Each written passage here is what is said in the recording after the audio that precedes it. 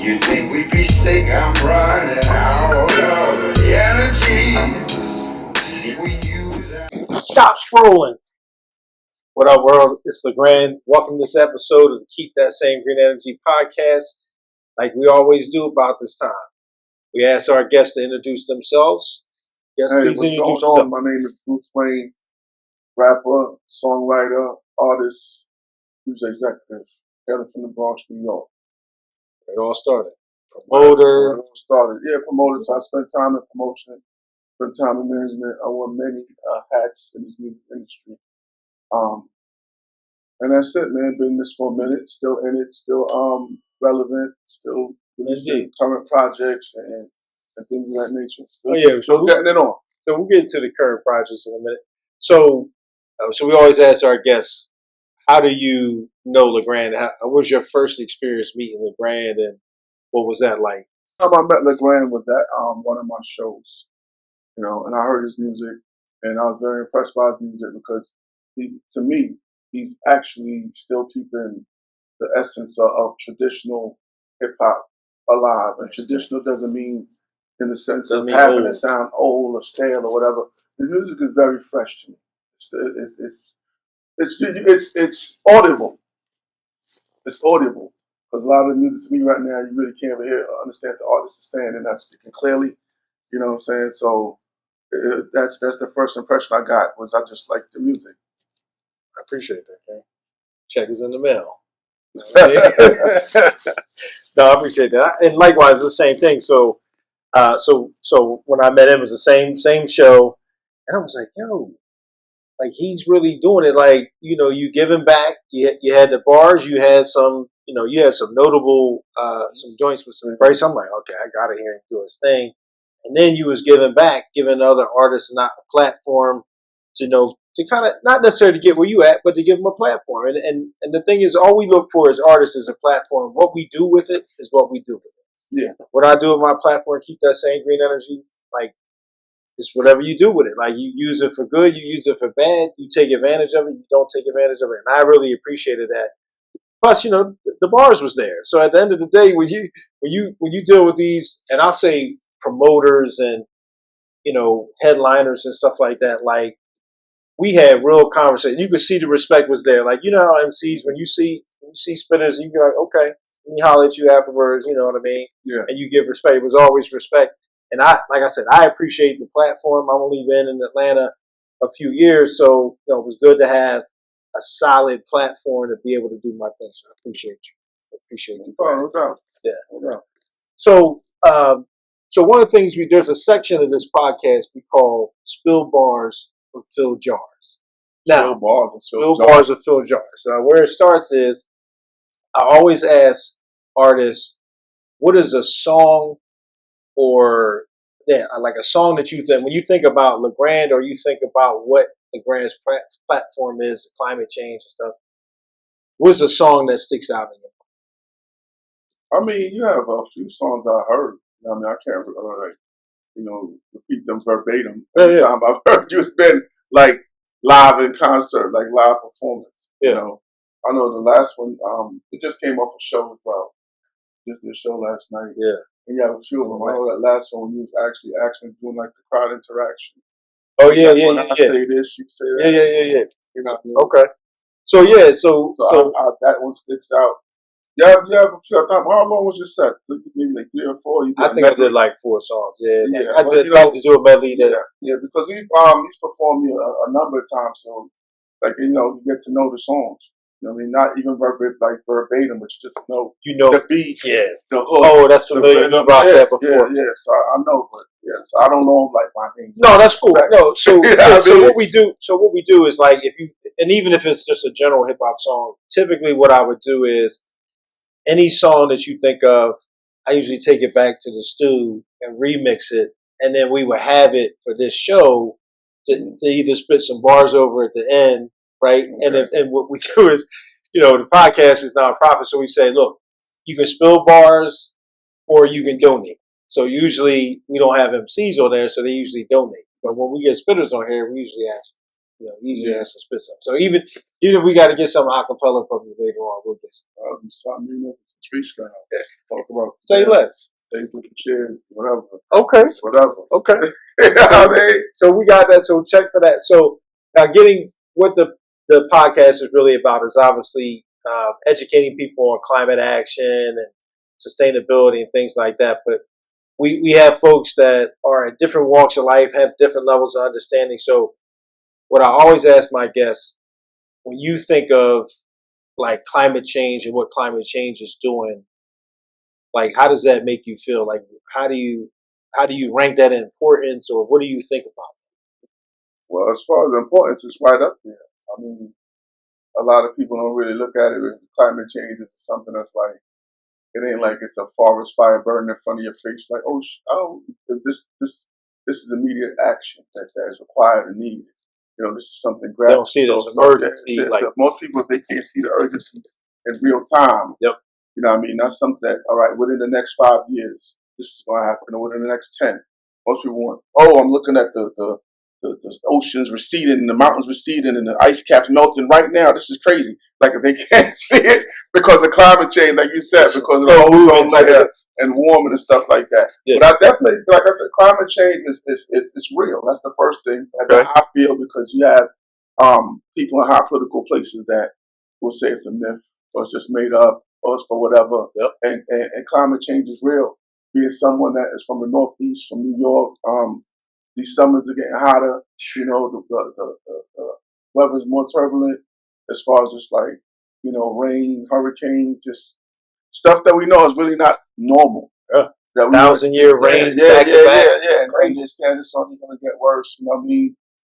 Mudslides. They're having more turbulent weather in the Midwest. They call that what's that in the Midwest? That Hurricane Alley, a Tornado Alley, and all that stuff. Yeah. You know, just the stuff that you see, like we have in, you know, longer summers, like, you know, the Northeast. We're supposed to be having snow on the ground a lot of times by at least Thanksgiving. You know, we luckily get a snowstorm, so we know something's going on. Yeah. It's just a lot. I think it's urgent. I think it's up there because we want to exist. We want to exist. We want our kids to exist. Fundamentally, I mean, that's what we want. You know what I mean? But I guess, you know, the earth is going to be here regardless. So Earth is like, all right, whatever. Yeah. Do what y'all do. Earth ain't pressed. Earth ain't pressed. Whether y'all hear y'all not. Y'all do what y'all do. Y'all go mess me up, and I'll probably, you know, rejuvenate myself for 1,000, 2,000 years. I'm back. Y'all was like dinosaurs, like them little creatures that was you know, not believing in climate change and polluting me and doing all type of stuff. Yeah, because you ain't gonna pollute or you know, the earth out of existence. It's gonna be here. So and it's crazy because so the hip hop theme always runs through the podcast, right? So that's why I always appreciate like real hip hop heads. The fact that you from the BX, that's you know where it all started. So like the thing I get all the time is like people be like, yo, why would you take that platform on? Hip hop and climate change don't mix. Like they like, hey, there's no way to sell it. And I'm like, I ain't in it to sell it. I'm in it to tell people about it. And so like when people say like why would that be something you're passionate about? You nailed it. You said existence. There are kids right now that are on like thinking about committing suicide because they don't think that we're taking, you know, climate change serious enough. And they're like, I might not make it to 18, so what am I doing this for?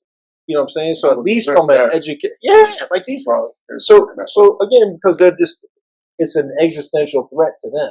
Again, there's misinformation out there, and not everybody understands it. A lot of people think that, this is not going to happen in 2 lifetimes. But we've seen in the past 60 years how quickly it's moved.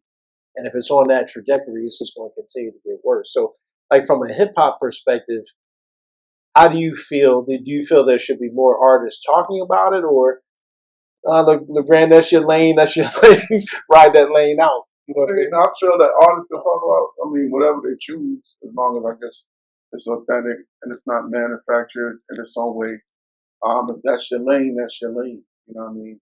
You got people that talk about other social issues, police brutality, right? You know what I mean? Poverty, just a number of other issues that hip hop can talk about, because hip hop is that type of vehicle, artistically expressing yourself through the use of words. So that's your lane, that's cool. I mean, I don't think, if you want to make it your mission, but yo, y'all need to start talking about the earth. You know what I mean? But you're bringing awareness. Yeah. So at the end of the day, most people are not viewing hip hop. They're just doing what they're doing. Some people just in it for the quick ride, in it for the quick buck. They're sticking to the same subject matter, stuff that's really not too thought provoking, not too controversial. Because at the end of the day, most people that's in this, sadly, they're in it for a buck or a dollar. Then they're really not in it for a legacy. Right.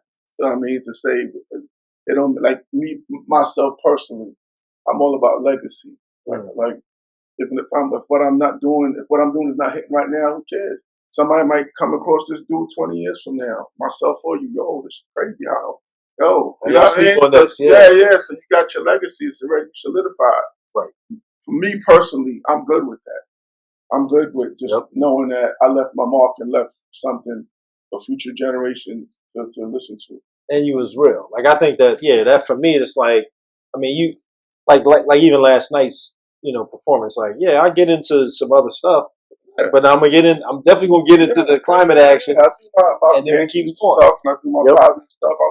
I try not to be I don't like being put in a box because I have the ability to do a number of different things, being versatile. Yeah. But and I don't want it to be. Sometimes when you box yourself in and you build a fan base, it's only only accustomed to that coming from you. Sometimes they can't handle it. Yeah, and you see that happen to some artists. Like, why you rapping about that? How do you want to be conscious? We want to hear about the gun to the dude's head. Right. But then when you have people that know how to walk the fine line, and just be broader, that's it. As far as I'm concerned. So legacy is the thing you think more artists should, particularly that. I mean, you've got some longevity. Talk about that a little bit. I mean, you've been doing this as long as I have, if not longer. I don't know. I mean, I've been doing it for quite some time. I'm talking about, I don't know as far as how long you've been doing it. Sure. But yeah, I've been doing it for quite some time. I started out as an artist and I transitioned into management, and that led me into doing other things in music as far as promotions and stuff like that. And I returned back to being an artist, and I've been doing pretty well for myself, because when I first came in, a lot of times it was like, you make it by a certain time and that's it, it's a wrap, I was brought to labels. I was brought to a lot of labels, and I always said when I got interviewed, I was one of them guys that sat in front of the dude that was like, who's your A&R? Like my man said, I'm out of time climbing the plays on the record. I was brought up from the A&M Records. It's funny because when I met Easy Mo B, I was in studio session with Easy Mo B, and we started talking about labels. And Easy Mo B was like, oh, that was my label. I was like, yo, not the one that had the fake A&R. That was just another. They had like a riff-off Wu-Tang. Okay. You know what I'm saying? How the industry was, especially back in the day, like, it's kind of still like that. If something's hitting, they'll try to make that again. Or they'll try to remanufacture that. Of course. You know what I'm saying? Run it in the ground. Yeah, when I was up there, I sat in front of A&R. I was like, yo, you dope, but like, you want me to try to sound like Organized Confusion or whatever. I'm like, just for the stand out dope, but you just for tell me I'm dope, but the first thing you do is try to either change my sound or try to tell me to imitate this one or that one. And that hasn't changed. But yeah, so back to the original question, I've been doing this for quite some time. I worked with a lot of artists over the time, and I'm in a comfortable space, and I do try to educate certain artists if I get a chance to. There was a young man last night after the show. I was kicking it with him and just giving him some advice and telling him what wisdom. Yeah. We was actually watching them together. I forgot his name, and I said he was getting his T-Pain on. Oh yeah. Dude from the Bay Area. Yeah. He's from Cali. Sauce something. Fat Saucy. Fat Saucy or something like that. Fat Saucy. Yeah. I remember that. Yeah, so I was checking with them. Because some artists, I see the potential in some artists. Some artists just want to get to the next level, and sometimes you just gotta let them get to the next level. Doesn't really mean a lot of times. It doesn't mean someone else has to do it. You just do it by yourself.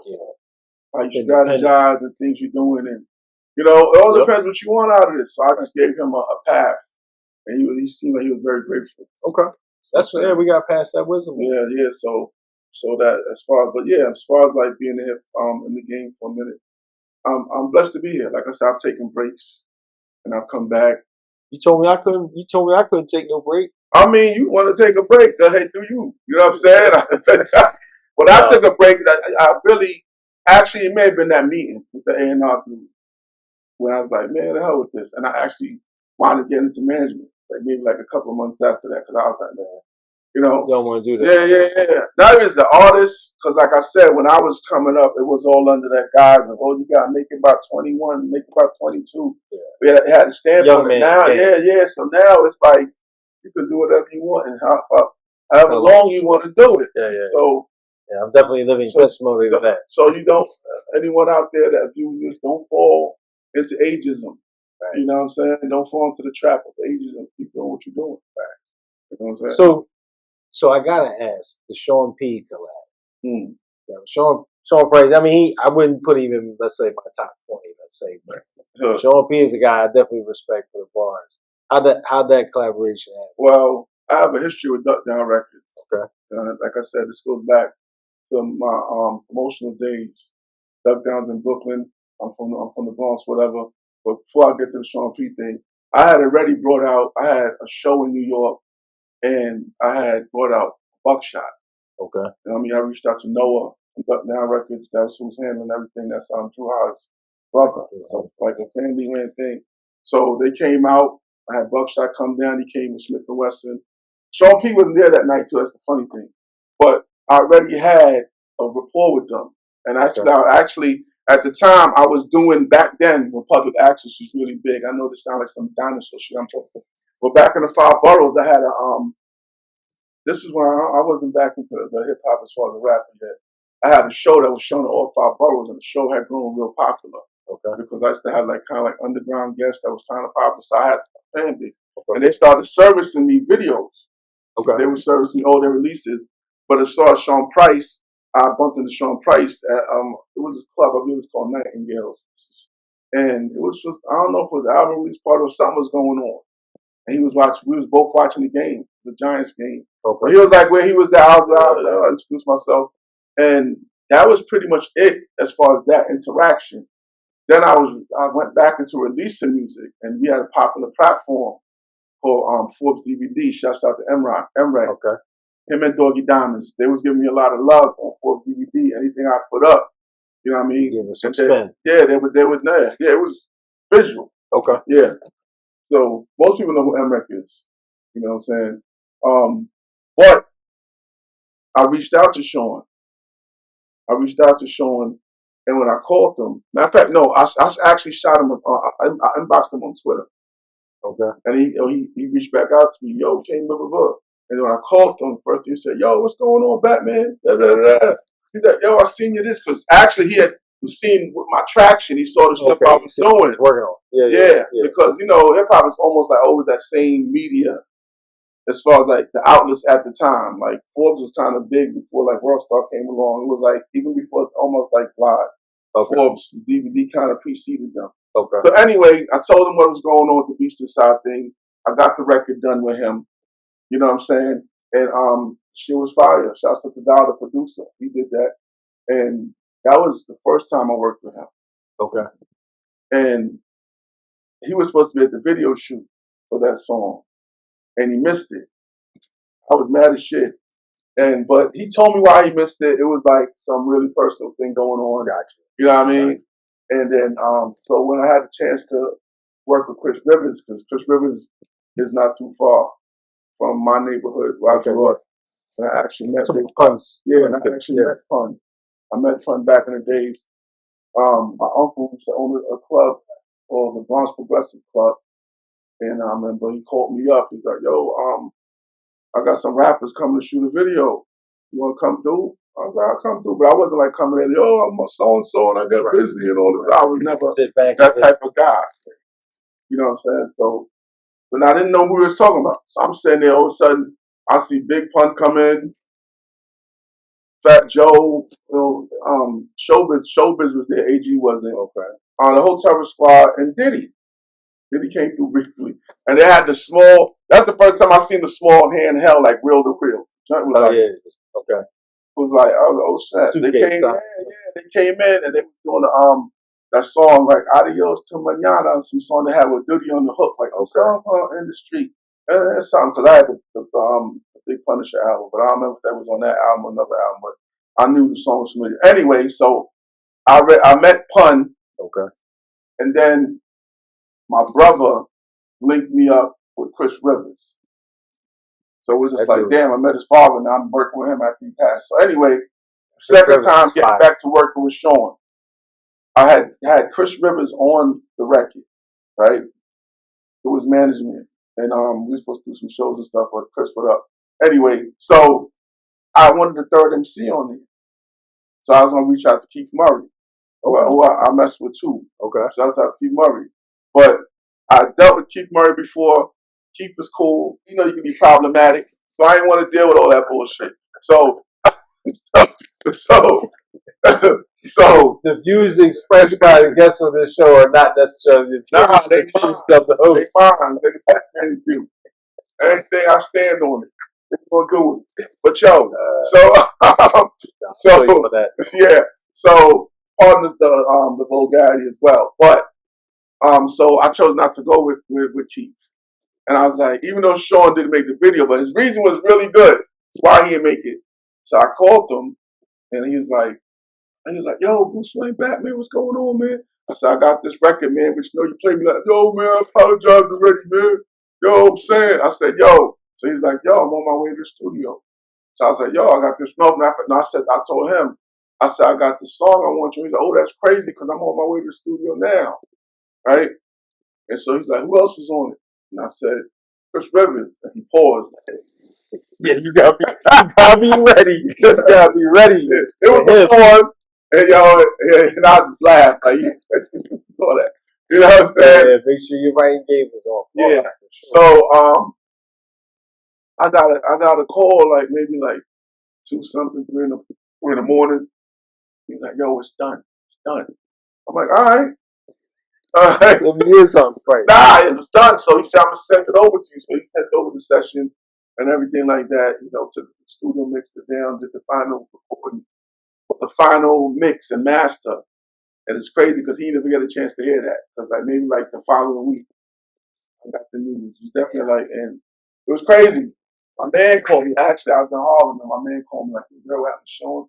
And prior to, in between myself doing a record with him with Beast Inside and doing the record with Venom, we used to speak.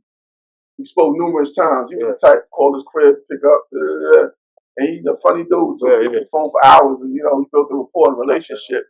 And I remember after Beast Inside, he's like, "Yo, we're gonna get this money together. We're gonna get this tour money with this." So it was like plans for us to start really working more with each other, and then that happened. You know, I mean, the record popped off. Venom is pretty much what really popped me off as far as like getting like down to Sirius Radio and DJ Premier and people spinning and really making a mark in the game. But I still rather the man be here.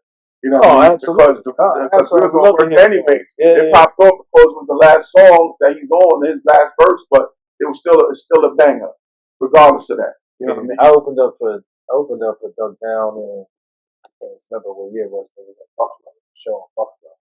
I don't even remember if he was there. It was the whole BCC, like the whole joint was like maybe 13 of them. And you know, I did my little 5 or 6 songs. And they went through a whole medley of joints, but it was at Buffalo, so I was like, yeah, I don't want to hang around. A lot of songs, bro. I did my little 5 or 6 songs. No, but I'm saying, no, yeah, back then it was different though. You know what I'm saying?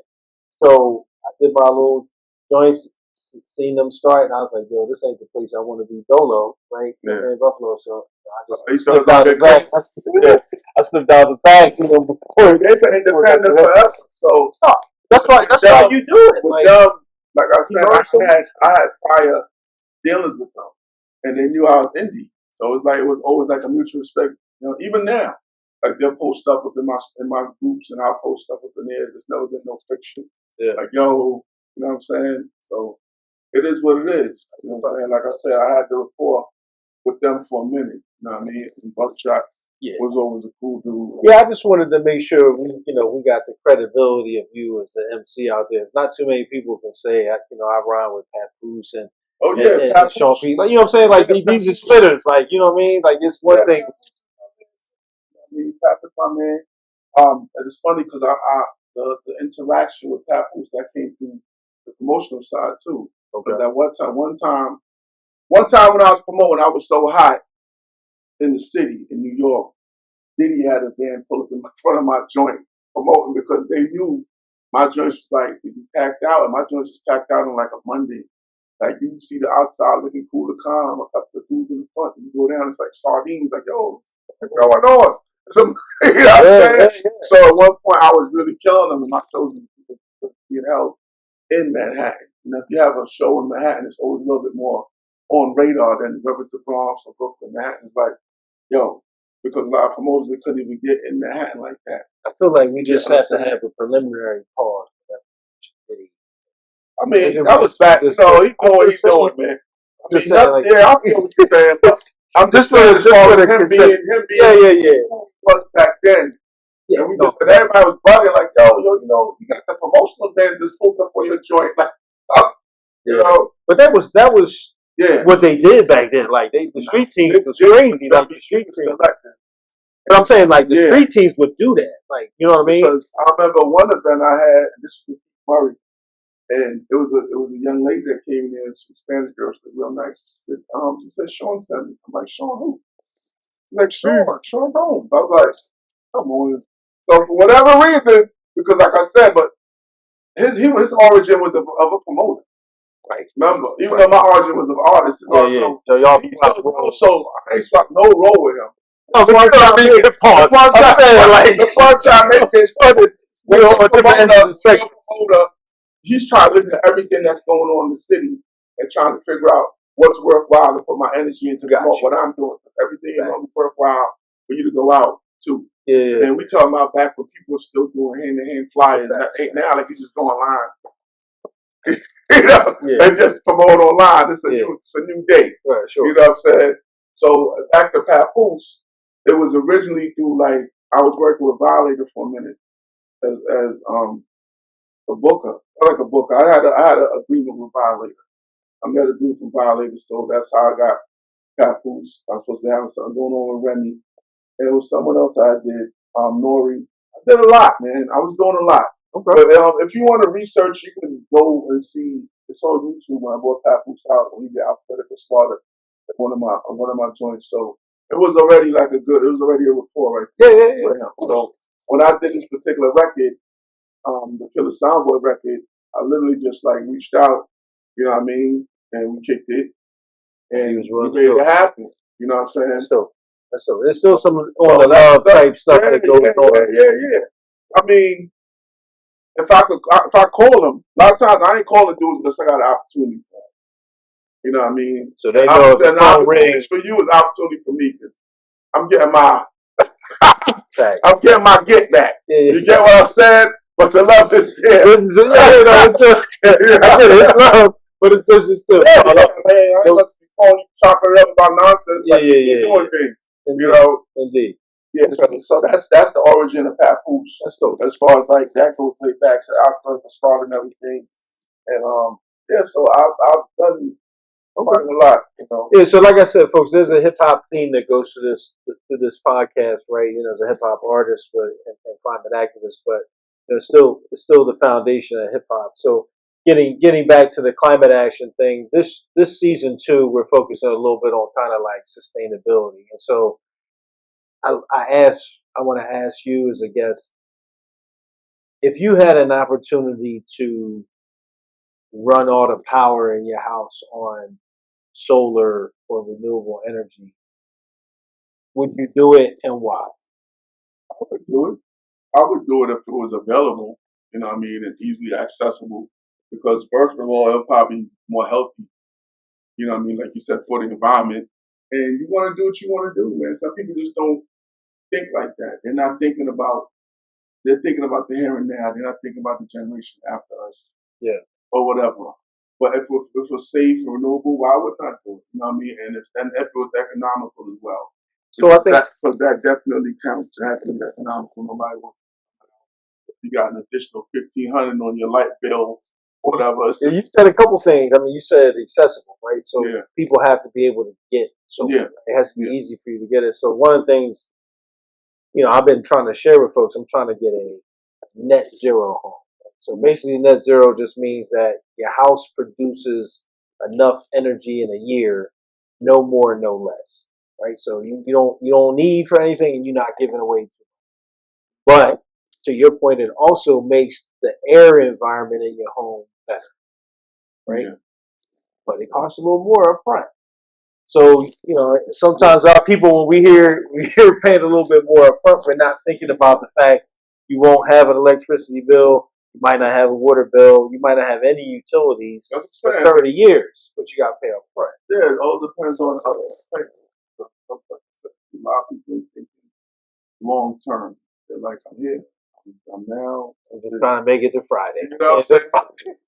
They think about 30 years. I didn't think about 2030. I'm telling you, the 30th of the month. So, you know what I mean? So, and then that's the difference why you got some people that eat healthy and some people that don't. Economics, That's true. You got people that's eating healthy, you got people that's eating hot dogs.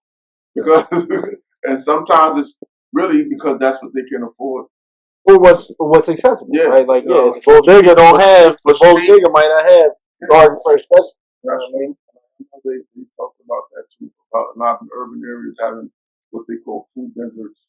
You know what I mean? Like where they won't actually have, like you said, fruits and stuff like that, healthy choices. But what she might get is lucky to get a banana or apple out of it. So this is so when I think about the activist in me is like more like I wish I could find a way to get people to one, think more long term, like you said.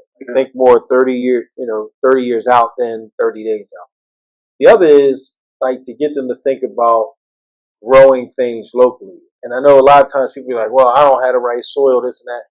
But like community gardens, rooftops can take soil, like patio gardens, like these are all things that are fairly reasonable. But again, I'm not in anybody's pockets, right? I'm not in anybody's pocket.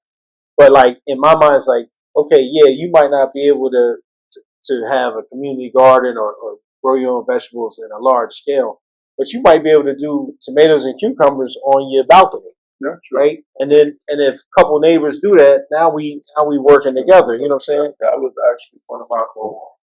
That's something I'm gonna do as far as going, because my grandparents and stuff, they grew a lot of fruits and vegetables. Yeah. And my family, I was born in Jamaica. My family from Jamaica. Plus my family's Jamaican, so I'm a Jamaican descent. I was actually born on the island of Jamaica, so my family, that's what they did. They grew their own stuff. Sure. You know what I mean? So I would see that when I was a kid with my grandmother. And also, what I feel, for those that's tuning in, is that we're in a state right now where I think we got to get self-sufficient. When you see them magically remove food, what's that about? Preach. And at one time I was I spit my gangster, whatever, and all that, but one time I was I'm going to say one time, that's still who I am. But it's times for that, and it's times where it's whatever. Different places, different conversations. You gotta read the room, right? Yeah. You know what I'm saying? So when it came to like when you start seeing no seedless grapes, seedless oranges, so you can tell they just want you to depend on the system, because if the food gets shut down right now, the major supermarkets or the Walmarts, what you gonna eat? Right. You know what I mean? So if you can just get yourself, you know what I'm saying, plant an apple tree or something, some nuts. I know nuts don't grow in all climates. You know what I mean? You might have to start off with some walnuts or whatever, tree nuts, something that can grow. Well, depending on where you at. Where you at? And it's funny because I've been watching a lot of that. Like in the last year, I've been watching all these guys that's growing stuff in the South. And some of them got some good stuff, you know what I mean? And they have the room for it. And I'm like, I got the room for it as well. I'm in the Northeast, so I'm like, I need to make a move on this. Because the way I'm seeing things and stuff that they're showing, and the fact that I seen it was like something I was watching. I ain't gonna say it was a documentary, and they were just showing like how they had like almost every seed on the planet stored in this underground chamber. Yep. So I'm like, who they storing it for? They ain't storing it for us. They ain't storing it for us. You get what I'm saying? Yeah. Because they always say the last days is when we survival of the fittest. And what's going on right now? The genocide that's going on in Palestine. They're starving these people. I'm like seeing it, watching it. You know what I mean? Because that's like, to me, one of the biggest travesties and injustice going on right now on the earth. What's going on in Palestine? You know, like what I'm saying? Speak on it. Do about it. But, you know what I mean? You got what I'm saying? But, so, as far as being self-sufficient, and being able to form your own land, and like you said, it could just be in the corner of your house. It could be even if you have an apartment, it could be on the windowsill. You got the designated room somewhere. Some of y'all already got designated room for marijuana. But you can eat. You know what I'm saying? Yeah. You know what I'm saying? Doing that gas. Yes. Like I said, I am who I am. As far as like, I've always thought a certain way and had a revolutionary inside of me. I'm much heavier now, but at one time I was a strict vegan for a while. And I was on that Dr. Safety diet. I wouldn't eat hybrid foods.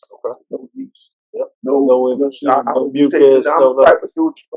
Shit tastes like pumpernickel bread. I wouldn't eat if it had you. You know what I'm saying? Raw bananas. Yo, I'm telling you. I still got all the photos. You know what I'm saying? Once in a while, my significance, she be showing. Remember this guy? I'm like, shit, you helped this guy disappear. But so recently, I've started back in a journey of my own health. Yeah. And you know, which is hard when you move around on the road and stuff. You know, but I've been getting it in. I've been bringing it back down. But just as far as being self-sufficient, I advise everybody out there that's listening to LeGrand and myself or whatever you have your other episodes. Y'all need to start trying to be self-sufficient. Get some seeds, man. Grow something, some citrus. Try to grow, you know, lemons, apples, oranges, something. Because, like. Yeah, because I think what the future holds is not going to be anything sweet. You know what I mean? As far as there it is. As far as population control, that's one first thing. You know, yeah, so. I appreciate it, man. Like keeping that same green energy is it's all about that. Like sustainability, not having people have control over you. Like, you know, I just don't like somebody dictating to me like existential stuff. Like somebody dictating to me when I can eat and all that. Like, no, I'll go right in the backyard and pull out a tree and eat. Or I don't like somebody telling me you can only put your air conditioning on at this time. No, I'm good. I got the sun running. You know what I mean? So like, it's not rebellion. It's sustainability. Like just making sure that you know you're good. Right? Know you're good. Your family's good. You exactly. Because you have a lot of people that's doing that. And the majority of people that's doing that is Caucasian. A lot of them are doing that. And salute them for doing that and being on top of that. But as far as people of color or dark brown people, however you want to describe it, we're not really into that. So we got to stop being so dependent on the supermarket or the local store because this one is going to hit us up. So they know it's coming. We all know it's coming. You know what I mean? So there's so much you can store in the cupboard. You know what I mean? So and all your brothers that's preparing for the apocalypse, y'all got all 50-11 guns, but y'all ain't got no food. You gonna eat that bullet? You eat that clip? Might gunpowder out and start to take myself out. That's when you gonna eat that gun. But